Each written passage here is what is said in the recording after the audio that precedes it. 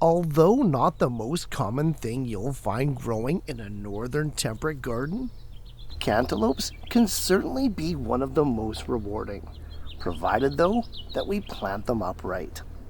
Cantaloupe plants want to grow, and they're very aggressive by nature.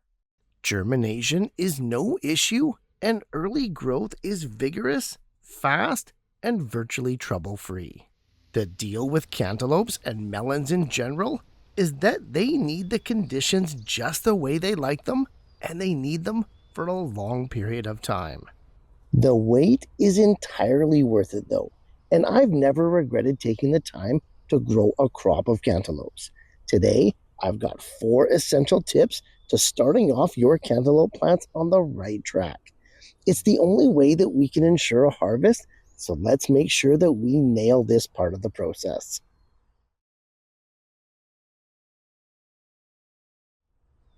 Cantaloupes are what's considered a true melon, Cucumis mellow. But what we call cantaloupes in North America are in fact not a real cantaloupe. They're what's known as a muskmelon. Either way, cantaloupes and muskmelons were likely first cultivated in ancient Egypt. They then slowly migrated east, dating as far back as biblical times. China now leads the way with half of the entire world's cantaloupe production. So, the more that we can grow in our own backyards, the better. To guarantee that melon harvest in the end, though, we need to time our planting and growing correct first.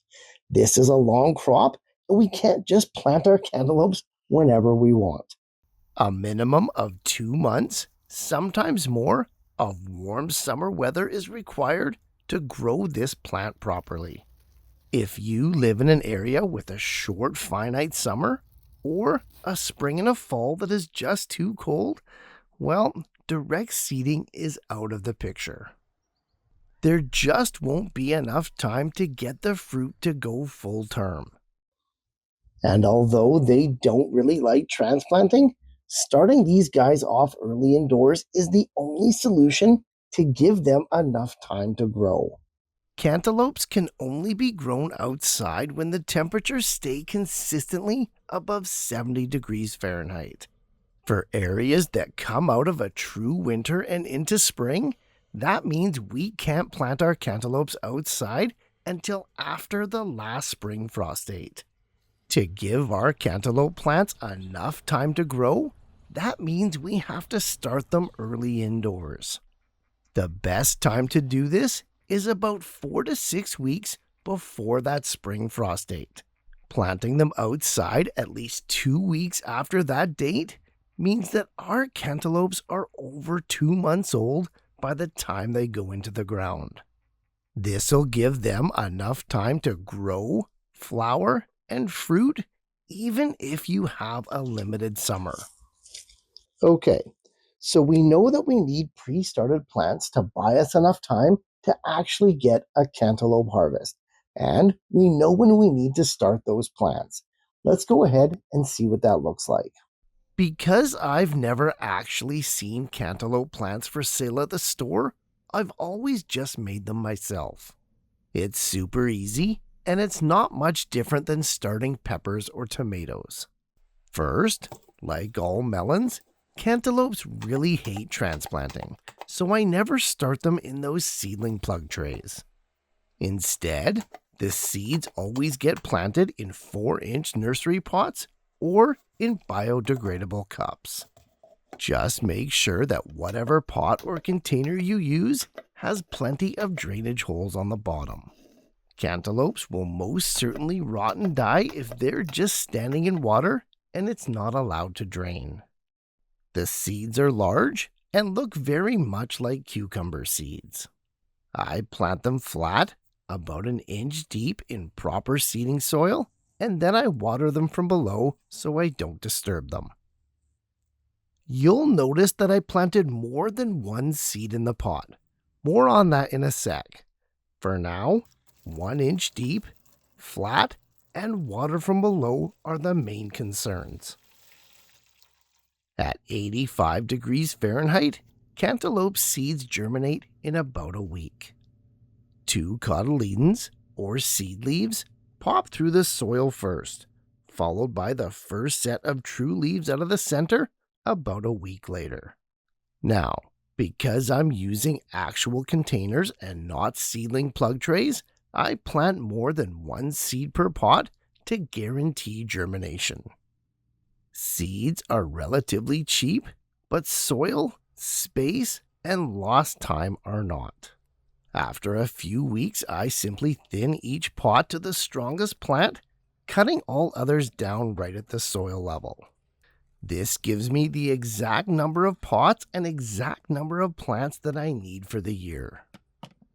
I should also mention that once your cantaloupes sprout, dial back that heat to room temperature and give the plants as much light as possible. And just like the seedlings, the adult plants are going to need all that light as well.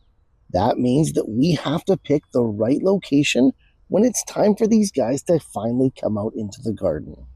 Cantaloupes are a tropical full sun crop. They need at least 8+ hours a day of full direct sunlight to perform their best. As such, they're going to command the premium and most choicest spot in your garden. Today, I'm of course going to be planting my cantaloupes in containers. But whether you're planting yours in raised beds or straight into the ground, all the principles still apply. Pick your sunniest location that drains water freely and is somewhat sheltered, and you'll be good to go. Okay, with the cantaloupe starters over 2 months old and the daytime temperatures finally staying above 70 degrees Fahrenheit, we're now ready to plant them. Well, the cantaloupes are ready. I'm not. I'm only planting up 10 cantaloupe starters today, and these are the only pots I have left available. Let's talk about the soil they need to grow their best while I try to get this mess in order. Cantaloupes grow their best in a specific soil. It's no coincidence that melons and squash spring up from absolutely nowhere and turn into these monster plants merely from good compost. This is because they love their soil to be mostly organic. They want it to hold moisture but drain freely, be rich yet balanced, and be light enough to allow not just the excess water to escape, but also to allow the aeration to be high. The balance of moisture versus oxygen is really what these plants crave. These pots here, although they may look unnecessarily unruly, are just from last year's onions. I'll scrape off the top layers of the old soil, but I'm going to leave 1/3 to 1/2 of the old mix in the bottom. Rarely do you have to fill an entire pot with fresh soil, and if we were buying our own mix, this is going to cut our costs in half. Aside from a few prickles, this goes pretty fast. Cleaned up and looking relatively good, albeit a little dry and dusty. This is kind of a problem because a hydrophobic layer of soil at the bottom of the pot is not what cantaloupes want. I'll soak the old soil good and thoroughly, so this won't be an issue. Whenever you're reusing old soil, don't skip this step, especially with transplant-sensitive crops like cantaloupes. Okay, we've got the old pots all cleaned up, some reused soil left in the bottom, and they've been well watered. Let's go ahead and add some of that new soil mix so that we can finally start planting. Like we said, if you're buying your own potting soil, filling up 10 5-gallon pots is an unnecessary cost. Even still, half of that is 25 gallons or 100 liters. Manageable though, as that's about 2 of the largest bags of commercial mix. For these kind of jobs, I always go homemade. I simply use 50% of my own compost, 50% coconut fiber with a sprinkling of perlite. It's a huge cost saver, but I do realize this is not an option for everyone. After the pots are filled, let's go ahead and give them another soaking. The whole idea with this is to make the transfer from the little pot to the big pot as seamless as possible. Keeping the environment as homogeneous as we can will allow the sensitive cantaloupes to feel at home right away, like nothing has really happened other than they have more space. Okay, the pots are all set to receive our cantaloupe plants. Now comes the easiest part of this whole procedure, actually planting them. Like any seedling or plug, the best and easiest way to plant them is to fill up a container all the way with your soil, then make a little hole in the center to the correct depth.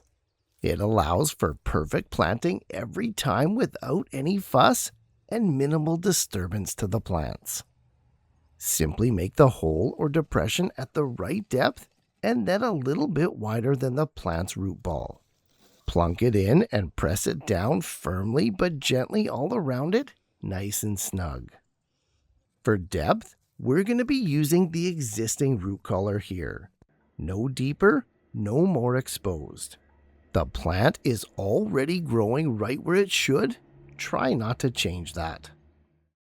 This method goes fast, and planting all 10 plants took less than 5 minutes.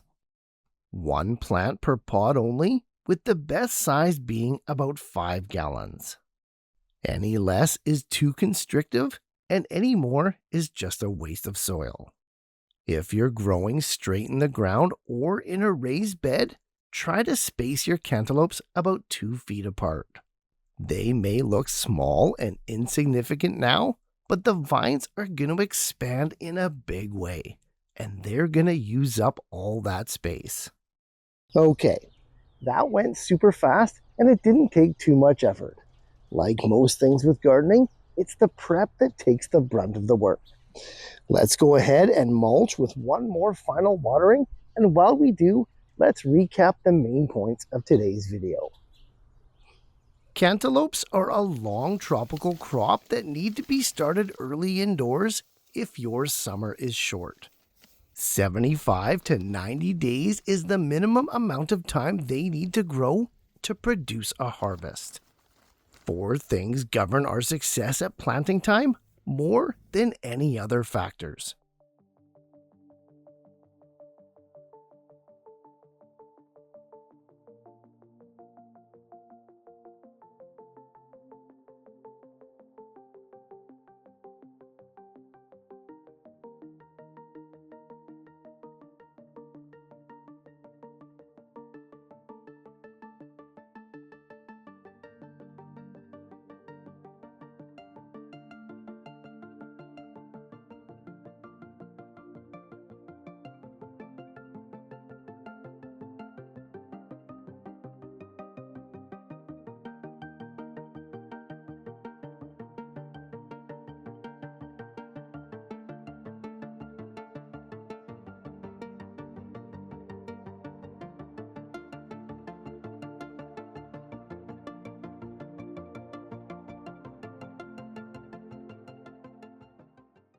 Cantaloupes may not be a beginner crop, but they are by no means difficult.